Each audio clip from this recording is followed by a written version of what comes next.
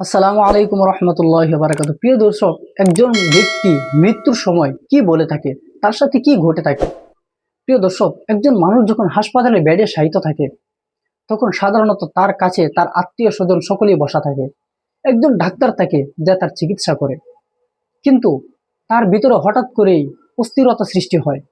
তার চোখে হঠাৎ করে ভাসতে থাকে আকাশ থেকে কিছু অদৃশ্য ফেরেশতা তার সামনে দৃশ্যমান হয়ে ওঠে। তখন সে নিষ্ঠুরভাবে নিশ্চিতভাবে বুঝতে পারে যে তার চলে যাওয়ার সময় হয়ে গিয়েছে। তখন সে ওই প্রিয় মানুষদেরকে অনেক কিছু বলতে চায়, যা সে অনেকদিন যাবৎ জমিয়ে রেখেছে। কিন্তু ভাগ্যের নির্মম পরিহাস, সে ওই কথাগুলো আর ওই প্রিয় মানুষদেরকে বলতে পারে না। সে শেষবারের মতো এই দুনিয়াটাকে দেখতে চায়, যে নিষ্ঠুর দুনিয়ায় সে সারাটা জীবন কাটিয়েছে, সে পরীক্ষার সময়টা কাটিয়েছে। সে হাজারবার বলার চেষ্টা করার পরেও তার প্রিয়জনদের সাথে কোনো কথা বলতে পারে না। হাজারবার দেখার চেষ্টা করার পরেও এই নিষ্ঠুর দুনিয়াটাকে দ্বিতীয়বার আর দেখতে পারে না, কারণ তার চোখের সামনে তখন শুধু মালাকুল মাউতের ওই চেহারাটাই ভেসে ওঠে। প্রিয় দর্শক, ওই সময়টার জন্য কি আপনি প্রস্তুত? ওই সময়টার জন্য কি আপনি তৈরি আছেন?